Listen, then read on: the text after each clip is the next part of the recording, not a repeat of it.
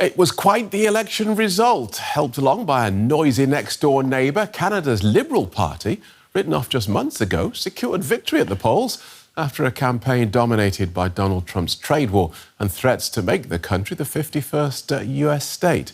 In his victory speech, party leader Mark Carney talked of an American betrayal and promised never to yield to the United States. So what does that mean in practice? Welcome to the day. We begin in Canada, where a man whose name didn't appear on the ballot paper has helped swing the country's election and fueled an extraordinary political comeback. Despite trailing on 20 percentage points in the polls in January, the Liberal Party has retained power, led by banker-turned-politician Mark Carney, who's been filmed dancing with delight. But they did it by harnessing a backlash against the US President Donald Trump, whose tariffs and threats to make Canada America's 51st state galvanized public opinion at the ballot box. Celebrating the party's win, Mr. Carney admitted that the coming months would be challenging, but focused his victory speech on Donald Trump.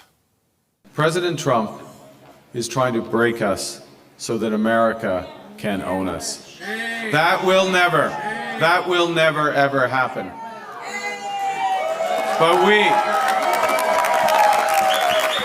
But we also must recognize the reality that our world has fundamentally changed.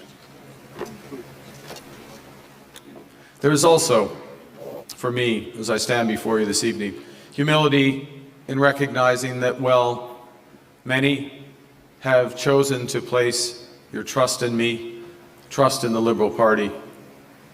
Millions of our fellow citizens preferred a different outcome.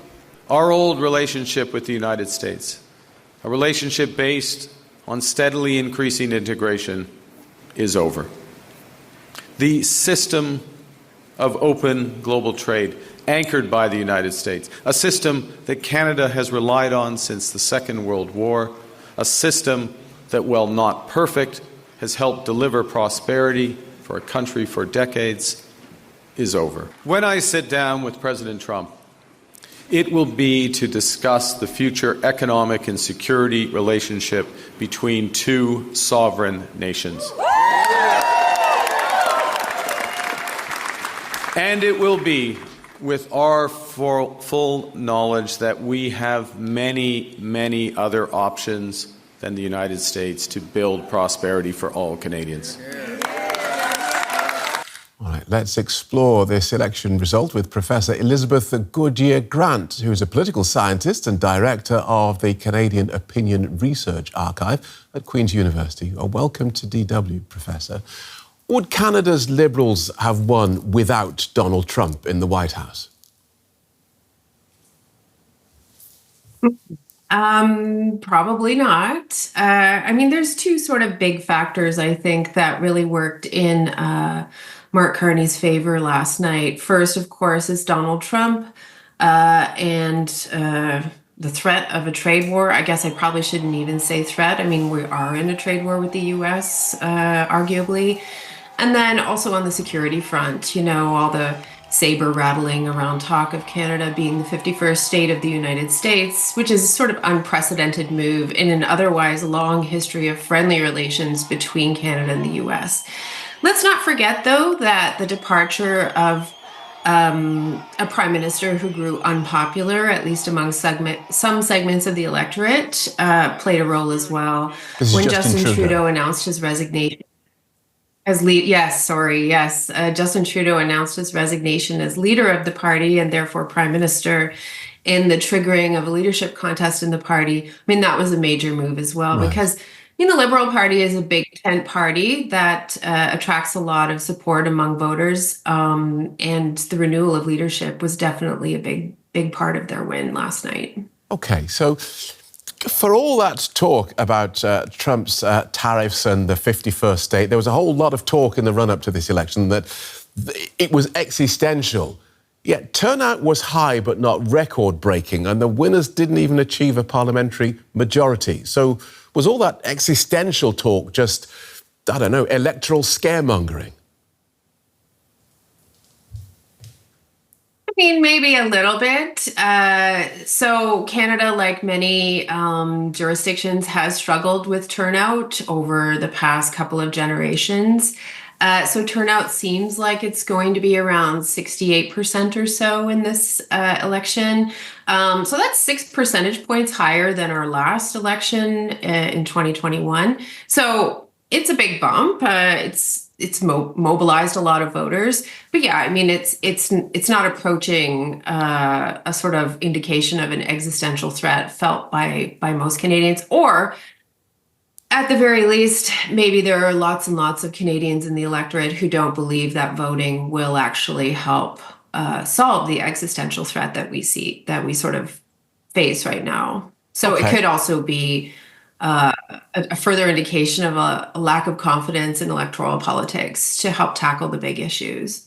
So now we have a government without a parliamentary majority. How's that going to work? Are we looking at a minority government or some sort of coalition?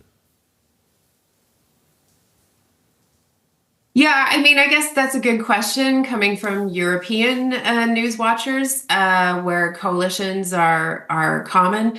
I mean, funny enough, in Canadian politics, like many sort of Westminster-style systems, even when parties win minorities, they don't tend to get involved in formal coalitions.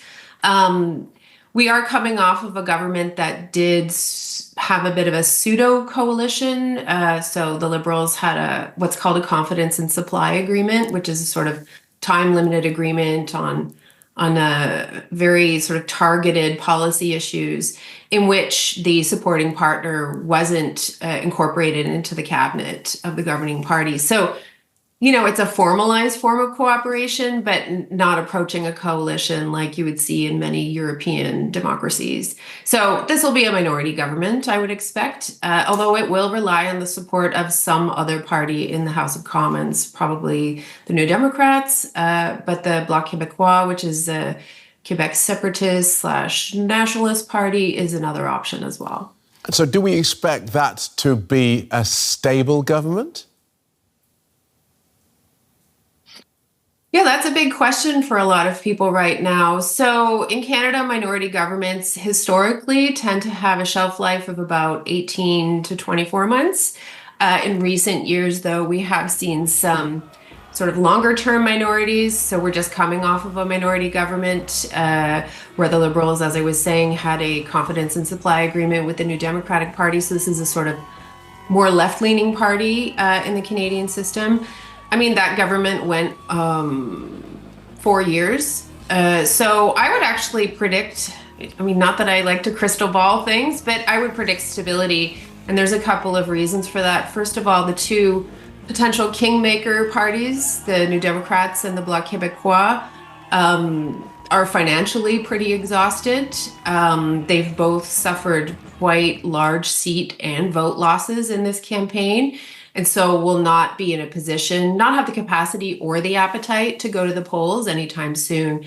I don't think the Canadian electorate has the appetite as well to go back to the polls anytime soon. This was a pretty divisive campaign, and we are facing, as you call it, the existential threat to our South.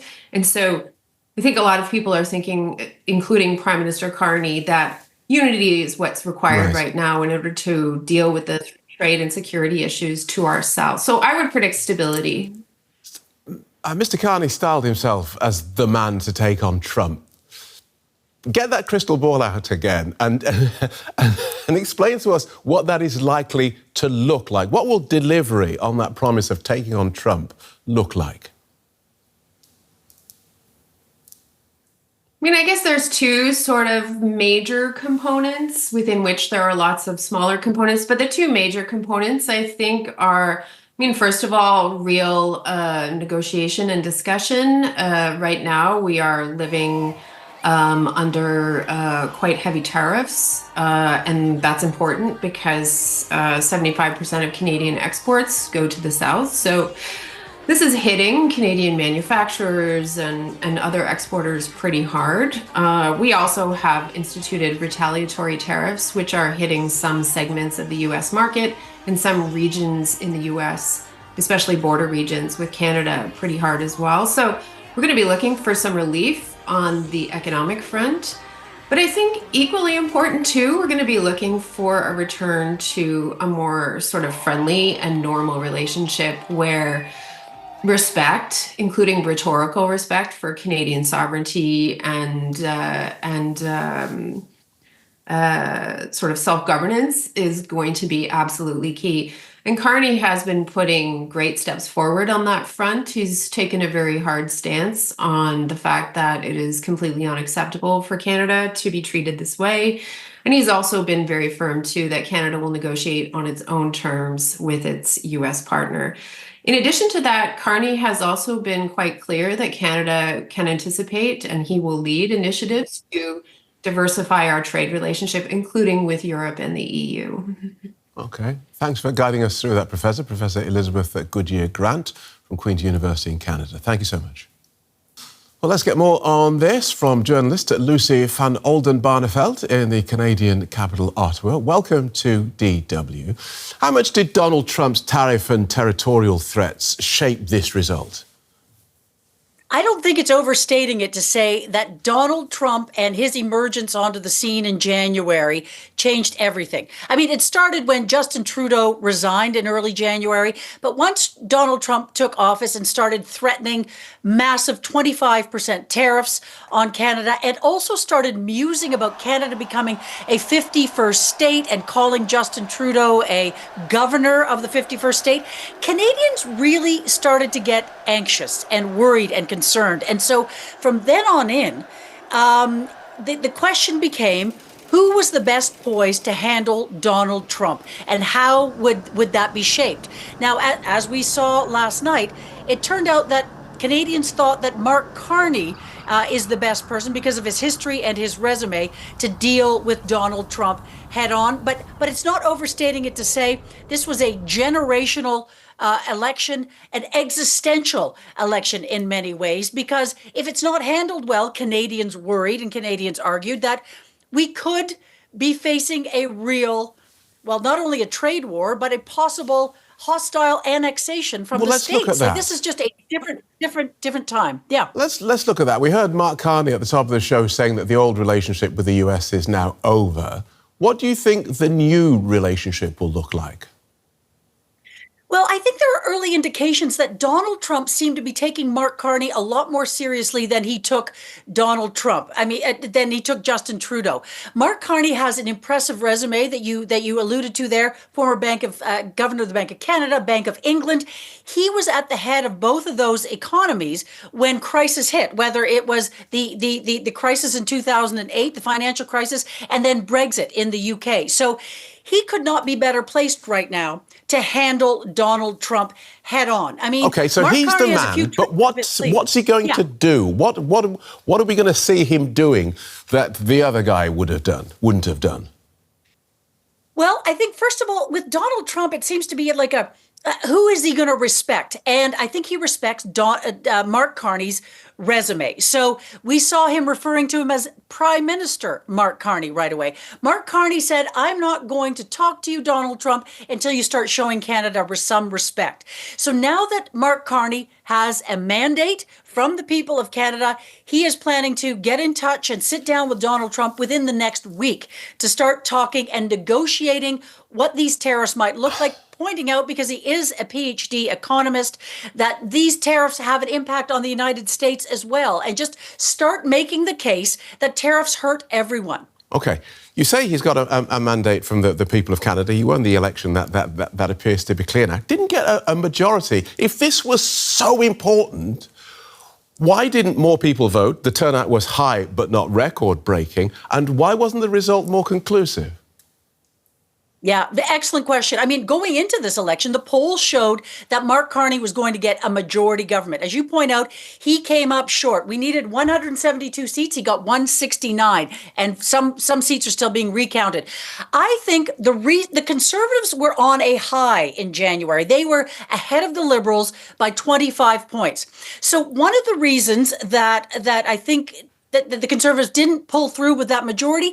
There are other issues in Canada that are very concerning. Affordability, record housing prices and the cost of rent, people not being able to afford groceries and gas. And so these were the Conservative talking points. And so those issues still resonated with voters. And the Conservatives were bringing a lot of people to their rallies, and they still commanded a lot of support, confounding the pollsters. Thanks for that, Lucy. Journalist Lucy van Oldenbarneveld in Ottawa. Thank you so much. Thank you.